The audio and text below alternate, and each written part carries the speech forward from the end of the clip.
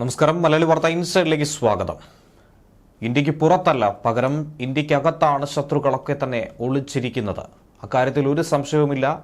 നാം അതിർത്തിക്കപ്പുറം തിരയുന്ന ശത്രുവല്ല, മറിച്ച് നമ്മോടൊപ്പം ഇടപഴകി നിൽക്കുന്ന, നമ്മളിൽ ഒരാളായി ചേർന്ന് നിൽക്കുന്ന നിരവധി രാജ്യദ്രോഹികൾ നമ്മുടെ രാജ്യത്തിനകത്തുള്ളതാണ് പഹൽഗാം പോലുള്ള സംഭവങ്ങൾ ഉണ്ടായിരിക്കുന്നത്. എന്നാൽ ഇപ്പോഴത്തെ സാഹചര്യത്തിൽ പഹൽഗാം ഭീകരാക്രമണത്തിന് പിന്നിൽ പ്രവർത്തിച്ചവരെ ഓരോരുത്തരെയായി ഇന്ത്യ പിടികൂടിക്കൊണ്ടിരിക്കുകയാണ്. നേരിട്ട് ആക്രമണം നടത്തിയവരെ മാത്രമല്ല, രാജ്യത്തിനകത്ത് ഒളിച്ചിരിക്കുന്നതും ഭീകരപ്രവർത്തനത്തിന് വേണ്ടിയും ഭീകരവാദികൾക്ക് വേണ്ടിയും വിവരങ്ങൾ ചോർത്തി നൽകിയവരും ഭീകരർ തന്നെയാണെന്ന കാര്യത്തിൽ ഒരു സംശയവുമില്ല. എന്നാൽ ഈ സാഹചര്യത്തിൽ അതിർത്തിയിൽ ഭീകരർക്ക് വേണ്ടിയുള്ള തിരച്ചിലാണ് ഇന്നലെ മുതൽ നേപ്പാളും ഇന്ത്യയും ചേർന്നുകൊണ്ട് സംയുക്തമായി നടത്തിപ്പോരുന്നത്. വളരെ രഹസ്യമായി ലഭിച്ച വിവരത്തിന്റെ അടിസ്ഥാനത്തിലായിരുന്നു ഇങ്ങനെ ഒരു നടപടി സ്വീകരിച്ചത്. ഇന്ത്യ നേപ്പാൾ അന്താരാഷ്ട്ര അതിർത്തി മേഖലയിൽ നേപ്പാൾ സായുധ സേനയും ഇന്ത്യൻ സേന കൂടിയായിട്ടുള്ള SSBയും വെള്ളിയാഴ്ച സംയുക്ത പെട്രോളിംഗ് നടത്തിയെന്നാണ് അന്താരാഷ്ട്ര മാധ്യമങ്ങൾ റിപ്പോർട്ട് ചെയ്തിരിക്കുന്നത്. ഏകദേശം 1700ഓളം കിലോമീറ്ററാണ് ഇന്ത്യയും നേപ്പാളും ചേർന്ന് അതിർത്തി പങ്കിടുന്നത്. ഈ മേഖലകളിൽ നിന്നും നുഴഞ്ഞുകയറ്റ ശ്രമങ്ങൾ നടക്കാൻ സാധ്യതയുണ്ടെന്നും ഭീകരർ ഒളിച്ചിരിക്കുമെന്നുമുള്ള രഹസ്യ വിവരം കിട്ടിയിരുന്നു. കാരണം ഇപ്പോൾ ഇന്ത്യയും പാകിസ്ഥാനും തമ്മിലുള്ള പ്രശ്നം ഏറെ ഗുരുതരമായി വന്നതോടെ, യുദ്ധത്തിന് മുന്നിലെത്തുന്ന ഒരു സാഹചര്യം പോലും ഉണ്ടായതോടെ, പാകിസ്ഥാൻ അടിയറവ് പറയേണ്ടി വന്ന സാഹചര്യം സൃഷ്ടിക്കപ്പെട്ടതോടെ അതിർത്തിയിൽ നിതാന്ത ജാഗ്രത തന്നെയാണ് ഇന്ത്യൻ സേന പുലർത്തുന്നത്. അതുകൊണ്ട് തന്നെ പാക് അതിർത്തിയിൽ നിന്നും ഇന്ത്യയിലേക്ക് കടക്കുക എന്ന് പറയുന്നത്, കശ്മീരിലേക്ക് കയറുക എന്ന് പറയുന്നത് ഏറെ ശ്രമകരമായ ഒരു ഫലം തന്നെയാണ്. അതുകൊണ്ട് തന്നെയാണ് നേപ്പാൾ അതിർത്തിയെ ഇപ്പോൾ തിരഞ്ഞെടുത്തിരിക്കുന്നത്. നേപ്പാൾ അതിർത്തിയിലെ ആളൊഴിഞ്ഞ പ്രദേശങ്ങളിലും വനത്തിലുമായിട്ടായിരുന്നു ഇപ്പോൾ പരിശോധന നടത്തിയത്. ഭീകരതയ്ക്കെതിരായ പോരാട്ടത്തിൽ നേപ്പാൾ സൈന്യം തങ്ങൾക്കൊപ്പമാണെന്ന് SSB കമാൻഡർ ഗംഗാ സിംഗ് വ്യക്തമാക്കുകയുണ്ടായിരുന്നു. വളരെ അടുത്ത ബന്ധം നേപ്പാൾ സൈന്യവുമായി ഇന്ത്യൻ സൈന്യം പുലർത്തുന്നുണ്ട്. അതുകൊണ്ട് വ്യക്തമായ വിവരം നമുക്ക് കൃത്യസമയങ്ങളിൽ ലഭ്യമാകുന്നുണ്ട്. രണ്ടു രാജ്യങ്ങളുടെയും ഏകോപന യോഗങ്ങൾ എല്ലാ മാസവും സ്ഥിരമായി തന്നെ നടത്തി പോരാറുണ്ട്. അവർക്ക് കിട്ടുന്ന രഹസ്യ വിവരങ്ങൾ തങ്ങളുമായി പങ്കിടാറുണ്ട്. ഏതെങ്കിലും തരത്തിൽ സംശയാസ്പദമായി കാണപ്പെടുന്ന സാഹചര്യങ്ങളും വ്യക്തികളെയും ഒക്കെ, സംശയിക്കപ്പെടുന്നവരെയൊക്കെ തന്നെ തിരിച്ചറിയാൻ കഴിയുന്ന തരത്തിൽ തങ്ങളും ഇത്തരത്തിൽ രഹസ്യ വിവരം പങ്കുവയ്ക്കാറുണ്ടെന്നാണ് SSB പറഞ്ഞിരിക്കുന്നത്. എന്തായിരുന്നാലും ഇതിനെതിരെ ശക്തമായി തന്നെയാണ് നീക്കം നടത്തിയിരിക്കുന്നത്. കഴിഞ്ഞ ദിവസം ഉണ്ടായ ഒരു വാർത്ത അതുതന്നെയാണ് ഇക്കൂട്ടത്തിൽ എടുത്തു പറയേണ്ടത്. ഗുജറാത്തിലെ ഇന്ത്യ പാകിസ്ഥാൻ അതിർത്തിയിലെ നുഴഞ്ഞുകയറ്റ ശ്രമത്തെ ഇന്ത്യൻ സുരക്ഷാ സേന പരാജയപ്പെടുത്തിയ ഒരു സംഭവമായിരുന്നു. നിരന്തരം മുന്നറിയിപ്പ് നൽകിയിട്ട് പോലും ഇതിനെയൊക്കെ തന്നെ അവഗണിച്ചു പാകിസ്ഥാനി ഒരു നുഴഞ്ഞുകയറ്റം നടത്താനായി ശ്രമിച്ചു. അങ്ങനെ നുഴഞ്ഞുകയറ്റം നടത്താൻ ശ്രമിച്ചയാളെയാണ് സേന വകവരുത്തിയത്. കഴിഞ്ഞ ദിവസം രാത്രി ഗുജറാത്തിലെ ബനസ്കന്ധ ജില്ലയിലെ അതിർത്തി മേഖലയിലായിരുന്നു ഈ സംഭവം ഉണ്ടായത്.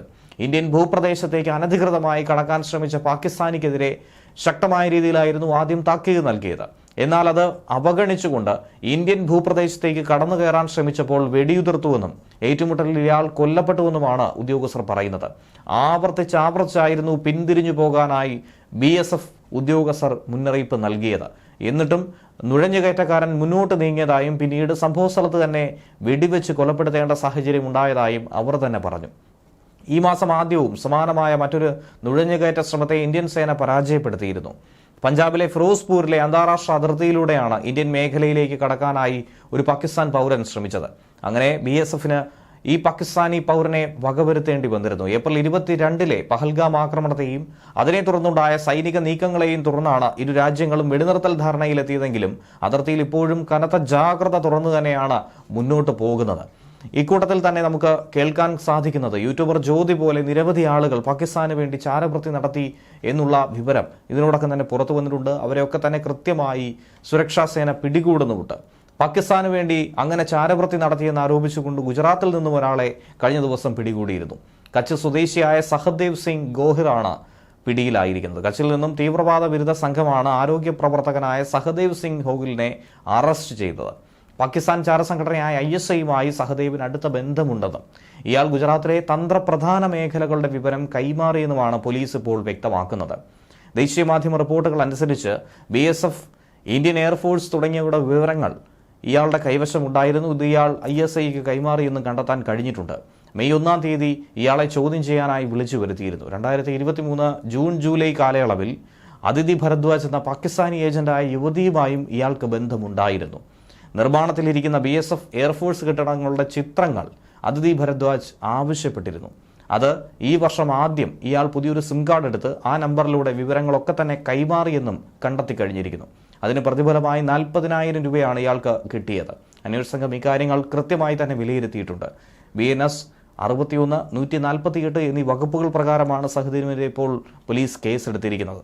സഹദേവ് സിംഗ് ഗോഹിൽ അടക്കം 12 പേരാണ് അങ്ങനെ രാജ്യത്തിന്റെ പല കോണിൽ നിന്നും ചാരപ്രവർത്തിക്കായി പിടികൂടിയത്. അതിൽ തന്നെ നേരത്തെ പരാമർശ യൂട്യൂബറായ ജ്യോതി മൽഹോത്രയുടെ കേസാണ് ഏറ്റവും അധികം ശ്രദ്ധ നേടിയ വിഷയം. ട്രാവൽ വിത്ത് ജോ എന്ന ജ്യോതി മൽഹോത്രയുടെ യൂട്യൂബ് ചാനലിലൂടെ തന്നെ പല വിവരങ്ങളും പാകിസ്ഥാന് വളരെ എളുപ്പത്തിൽ കൈമാറാനായി സാധിച്ചിട്ടുണ്ട്. ജ്യോതി മൽഹോത്ര പഹൽഗാം ആക്രമണത്തിന് മുൻപ് നിരവധി തവണയായിരുന്നു പാകിസ്ഥാൻ സന്ദർശനം നടത്തിയത്. സമൂഹ മാധ്യമങ്ങളിലെ ഇൻഫ്ലുവൻസേഴ്സിനെ ലക്ഷ്യമിട്ടുകൊണ്ട് പാകിസ്ഥാൻ നീക്കം നടത്തുന്നുവെന്ന് നേരത്തെ തന്നെ റിപ്പോർട്ട് ലഭിച്ചിട്ടുണ്ടായിരുന്നു. പാകിസ്ഥാൻ ഇന്റലിജൻസ് ജ്യോതിയെ റിക്രൂട്ട് ചെയ്യാൻ പദ്ധതിയിട്ടു എന്നുള്ള വിവരങ്ങൾ കൈമാറി കിട്ടാൻ ശ്രമിച്ചിരുന്നതായും ഒക്കെ തന്നെ കണ്ടെത്തിയിട്ടുണ്ട്. പാകിസ്ഥാന്റെ ഇന്റലിജൻസ് ഏജന്റുമാരുമായി ബന്ധമുണ്ടായിരുന്നുവെന്ന് ജ്യോതി മൽഹോത്ര തന്നെ തുറന്ന് സമ്മതിച്ചു. കഴിഞ്ഞ ദിവസം അതുമായി ബന്ധപ്പെട്ട റിപ്പോർട്ടുകളും ചില വീഡിയോ ദൃശ്യങ്ങളും തെളിവുകളും അടക്കം പുറത്തു വന്നു. പാകിസ്ഥാൻ ഹൈക്കമ്മീഷൻ ഉദ്യോഗസ്ഥൻ ഡാനിഷുമായി നിരന്തരം ജ്യോതി മൽഹോത്ര ബന്ധപ്പെട്ടിരുന്നു. ചോദ്യം ചെയ്യലിൽ അക്കാര്യം തുറന്ന് സമ്മതിക്കുകയും ചെയ്തു. ഈ സാഹചര്യത്തിൽ കൂടിയാണ് ഈ വിഷയങ്ങളെ വളരെ ഗുരുതരമായി തന്നെ നോക്കിക്കാണുന്നത്. എന്നാൽ ഈ ഘട്ടത്തിൽ പാകിസ്ഥാനെ അതിശക്തമായി വിമർശിക്കാനും ഇന്ത്യ മറക്കുന്നില്ല. സിന്ധു നദീജല കരാറുമായി ബന്ധപ്പെട്ട ഐക്യരാഷ്ട്രസഭയിൽ തെറ്റായ വിവരങ്ങളാണ് പാകിസ്ഥാൻ സമർപ്പിച്ചിരിക്കുന്നത്. അതിനെയാണ് ഇന്ത്യ ശക്തമായി നിശ്ചിതമായി വിമർശിച്ചിരിക്കുന്നത്. ഭീകരതയുടെ ആഗോള പ്രഭവ കേന്ദ്രമാണ് പാകിസ്ഥാനെന്നും അവർ അതിർത്തി കടന്നുള്ള ഭീകരതയ്ക്കുള്ള പിന്തുണ അവസാനിപ്പിക്കുന്നതുവരെ കരാർ നിർത്തിവച്ചിരിക്കുകയാണെന്നുമായിരുന്നു ഐക്യരാഷ്ട്രസഭയിലെ ഇന്ത്യയുടെ സ്ഥിരം പ്രതിനിധി പർവതേനേനി ഹരീഷ് വ്യക്തമാക്കിയത്. ജലം ജീവനാണ്, യുദ്ധത്തിനുള്ള ആയുധമല്ല എന്നും സിന്ധു നദീജല കരാറുമായി ബന്ധപ്പെട്ട് പാകിസ്ഥാൻ പ്രതിനിധി ഐക്യരാഷ്ട്രസഭയിൽ പറഞ്ഞിരുന്നു. പഹൽഗാം ഭീകരാക്രമണത്തിൽ 26 പേർ കൊല്ലപ്പെട്ടതിന്റെ തൊട്ടടുത്ത ദിവസമാണ് 1960 ഒപ്പുവെച്ച സിന്ധു നദീജല ഉടമ്പടി ഇന്ത്യ മരവിപ്പിച്ചത്. അതിർത്തി കടന്നുള്ള ഭീകരാക്രമണത്തിലെ പാകിസ്ഥാന്റെ ബന്ധം ചൂണ്ടിക്കാണിച്ചായിരുന്നു ഇന്ത്യയുടെ ഈ നടപടി. 65 വർഷങ്ങൾക്ക് മുൻപ് ഇന്ത്യ സിന്ധു നദീജല കരാറിൽ ഏർപ്പെട്ടത് നല്ല വിശ്വാസത്തോടെയാണെന്നും പർവതനേനി ഹരീഷ് വ്യക്തമാക്കിയിരുന്നു. ആ കരാർ എത്ര സൗഹാർദ്ദത്തോടെയാണ് രൂപപ്പെട്ടതെന്നും അതിന്റെ ആമുഖം പറയുന്നുണ്ട്. 6.5 പതിറ്റാണ്ടിനിടയിൽ ഇന്ത്യക്കെതിരെ 3 യുദ്ധങ്ങളും ആയിരക്കണക്കിന് ഭീകരാക്രമണങ്ങൾ നടത്തി പാകിസ്ഥാൻ ആ കരാറിന്റെ ആത്മാവിനെ ലംഘിച്ചുവെന്നുകൂടിയാണ് ഇക്കൂട്ടത്തിൽ ഐക്യരാഷ്ട്രസഭയിൽ ഇന്ത്യ കൂട്ടിച്ചേർത്തിരിക്കുന്നത്. കഴിഞ്ഞ 40 വർഷത്തിനിടയിൽ 4 പതിറ്റാണ്ടിനിടയിൽ 20,000-ലധികം ഇന്ത്യക്കാരാണ് പല ഭീകരാക്രമണങ്ങളിലൂടെ കൊല്ലപ്പെട്ടിരിക്കുന്നത്.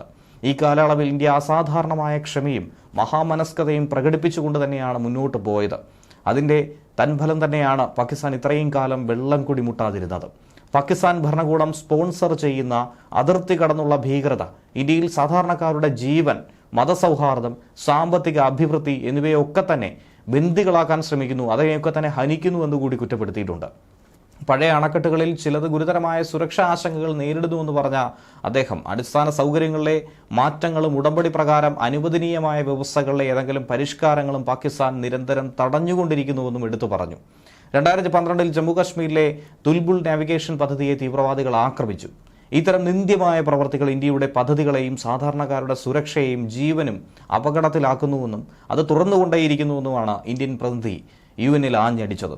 കഴിഞ്ഞ 2 വർഷത്തിനിടയിൽ നിരവധി തവണയാണ് പരിഷ്കാരങ്ങൾ ചർച്ച ചെയ്യാൻ വേണ്ടി ഇന്ത്യ പാകിസ്ഥാനോട് ആവശ്യപ്പെട്ടത് പോലും.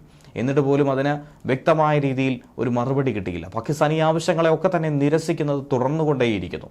ഇത്തരത്തിലുള്ള പാകിസ്ഥാന്റെ തടസ്സവാദപരമായ സമീപനം ഇന്ത്യയുടെ നിയമപരമായ അവകാശങ്ങൾ പൂർണ്ണമായി വിനിയോഗിക്കുന്നതിന് തടസ്സമായി തന്നെ മാറുകയാണ്.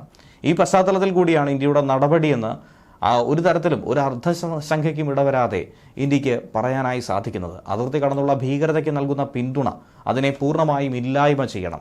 വിശ്വസനീയമായ വിധം ഭീകരതയുടെ ആഗോള പ്രഭവ കേന്ദ്രമായ പാകിസ്ഥാൻ ഇക്കാര്യം അവസാനിപ്പിക്കുന്നതുവരെ ഈ കരാർ നിർത്തിവെക്കുമെന്ന് ഇന്ത്യ തന്നെ കർക്കശമായി പറഞ്ഞിരിക്കുന്നു. ഈ ഭീകരവാദത്തിന്റെ അടിസ്ഥാനത്തിലാണ് ഇന്ത്യ കരാർ ഏറ്റവും ഒടുവിൽ മരവിപ്പിച്ചിരിക്കുന്നതെന്നും ഇന്ത്യൻ പ്രതിനിധി എടുത്തു പറഞ്ഞു. സിന്ധു നദീജല ഉടമ്പടി ലംഘിക്കുന്നത് പാകിസ്ഥാനാണെന്നും ഇക്കൂട്ടത്തിൽ ചൂണ്ടിക്കാട്ടുകയുണ്ടായിരുന്നു.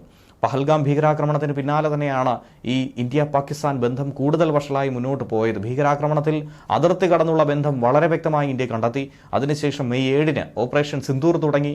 പാകിസ്ഥാനിലെയും പാക് അധിനിവേശ കശ്മീരിലെയും ഭീകര കേന്ദ്രങ്ങൾ ഇന്ത്യൻ സൈന്യം ആക്രമിച്ചിരുന്നു. ഇതിന് പിന്നാലെ പാകിസ്ഥാൻ നടത്തിയ ഡ്രോൺ മിസൈൽ ആക്രമണങ്ങളെ ഇന്ത്യ ഫലപ്രദമായി വ്യോമ പ്രതിരോധ സംവിധാനം ഉപയോഗിച്ചുകൊണ്ട് യാതൊരുവിധ ആളപായവുമില്ലാതെ തകർത്തിരുന്നു. അതിനുള്ള തിരിച്ചടിയായി ഇന്ത്യ പാകിസ്ഥാന്റെ വ്യോമതാവളങ്ങളെ ആക്രമിച്ചു. മെയ് 10-ാം തീയതി ഇരു രാജ്യങ്ങളും തമ്മിലുള്ള വെടിനിർത്തൽ കരാറും 3 ദിവസത്തിനിപ്പുറം നിലവിൽ വരികയാണ് ചെയ്തത്. ന്യൂസ് ഡെസ്ക് മലയാളി വാർത്ത ഇൻസൈറ്റ്.